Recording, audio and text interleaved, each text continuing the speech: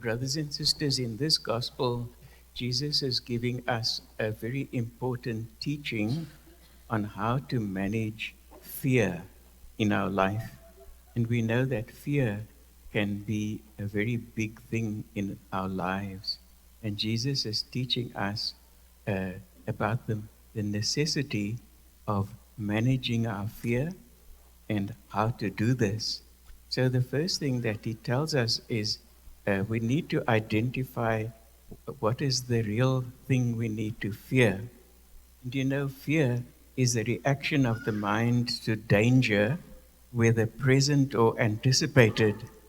So, the first thing that Jesus tells us here is to recognize uh, one danger from another and to be able to know what is the biggest danger that's facing us. And so that's why he says, don't fear those who can only kill the body, but fear those who can kill both body and soul.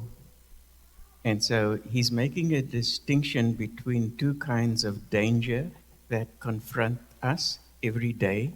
And the one is danger to our physical life, physical danger, and the other is danger to our spiritual life, the danger to the soul.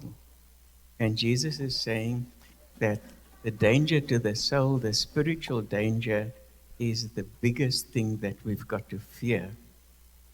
And so, you know, it's important to know what exactly he's saying when he says um, that you mustn't fear the physical danger, but fear the spiritual danger. That is a Semitic form of speech by which you distinguish one thing from a greater thing. So he says the really great danger is not the danger to the body, because that can only end in the grave. But the biggest danger is the danger to the soul, because that can end, as he says, in hell, the loss of the soul.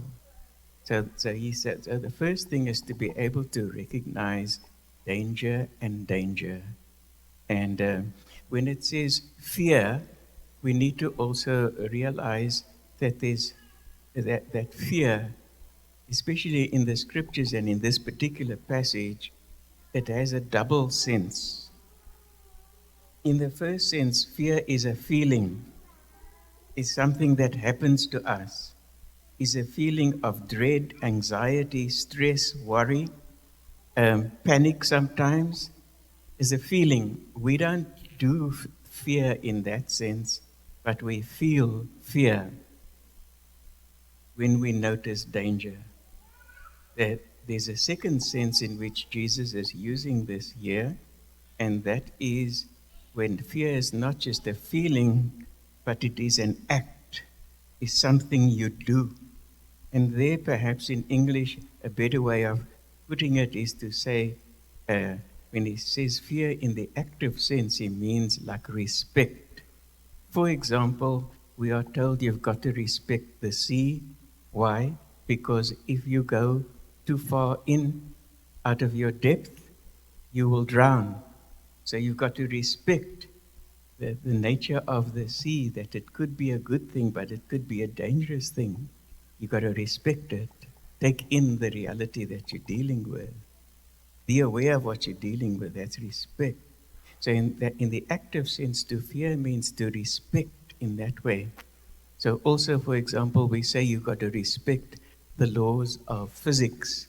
So that means if you're a mountain climber and you're climbing up a mountain, you've got to make sure your equipment is in good working condition, because if it fails, you will die. Or if you come to the top of the mountain and you're walking towards a cliff, you got to be careful, because if you step wrong, you can fall down that cliff and die. So you got to respect the laws of physics. And then we also talk about the traffic laws. You got to respect the traffic laws. Why? Because there's a danger in not respecting them. So if I were to come to a traffic light and I just drive through it and I don't think what's coming on, I could cause a collision and kill myself and others.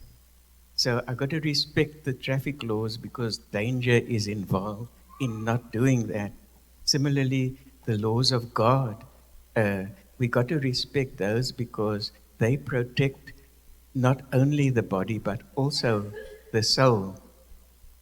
And so we got to respect the laws of God, and danger is involved in not doing this. And from not respecting God's laws, not only can we die physically, but we can die spiritually. So that's respecting, and in that biblical sense, you've got to fear. This is the point, the thing that Jesus is more emphasizing fear in the active sense of respecting and being aware of the nature of what you're dealing with. And so that's where he categorizes the dangers. And he says there's physical danger, there's spiritual danger, and realize that the bigger danger is the spiritual. Another thing then we need to ask ourselves is, well, how am I supposed to react in the presence of this danger, especially the spiritual danger, the danger to the soul, those of my children, my family? How am I supposed to react to that actively?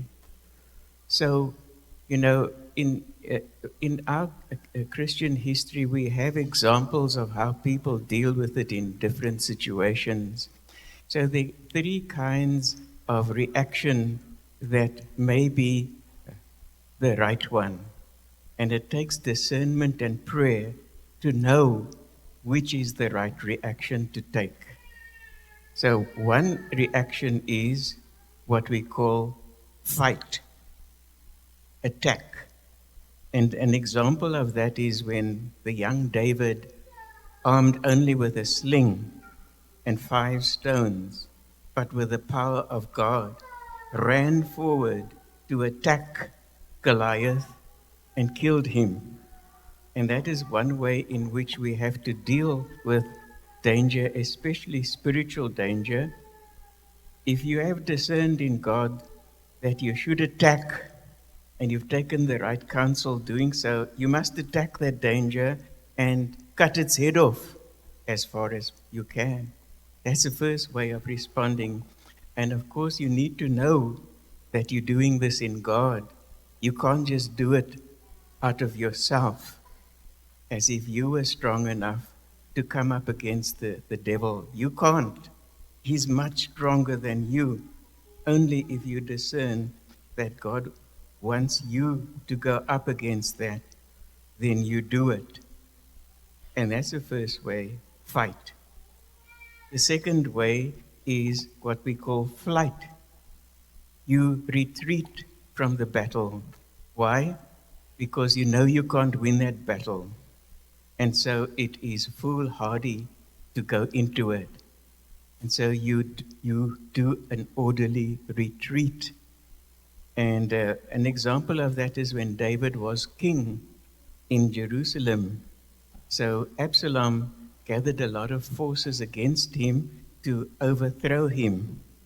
And David realized that Absalom is too strong now for him to fight him back. And he doesn't have enough forces to win that battle. So David, who's really a model of courage, he realizes the courageous thing here is to withdraw. And that's also why we need to have discernment, my brothers and sisters. We need to know that there's sometimes when you can and you must fight. There are other times when you cannot at that moment and should not fight, but rather retreat. And so we are often told that in times of temptation, especially temptation of the flesh, we need to take flight rather than fight, because very few of us can put ourselves in the presence of that kind of danger without succumbing to the danger, without losing that fight. And so it is necessary to take flight from such danger and to encourage our children and our family to do that. I cannot tell you how important that is, and it doesn't only apply to matters of the flesh or sexual matters, but it applies to perceptions, to the social media and the books that we read and the movies that we go to and the music that we listen to. There's so many dangers to the soul in so many of these things, and that is important to take flight from that and not to think you're strong enough to take it in and still be successful in overcoming it. So that is the flight movement. But between fight and flight, there is a third possibility, and that is stand. Stand.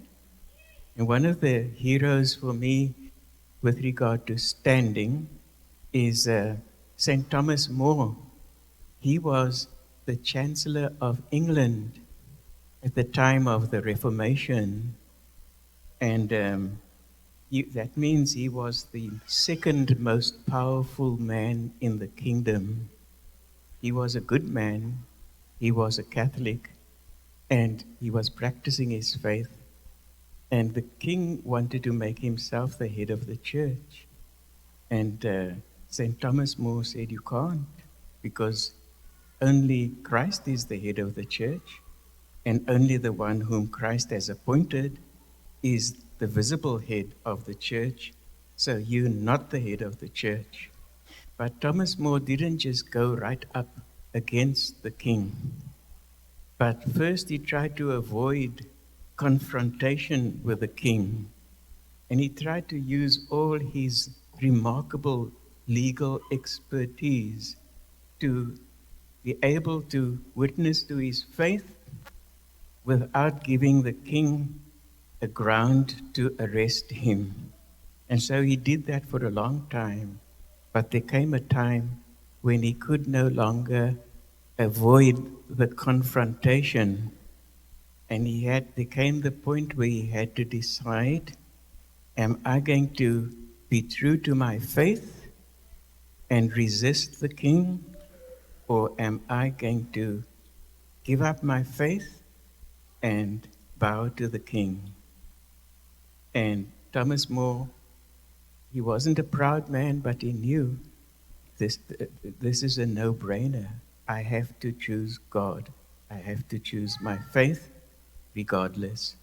That's an example, my brother. And of course, he paid the price for it. He was beheaded. He's a martyr. He's a saint.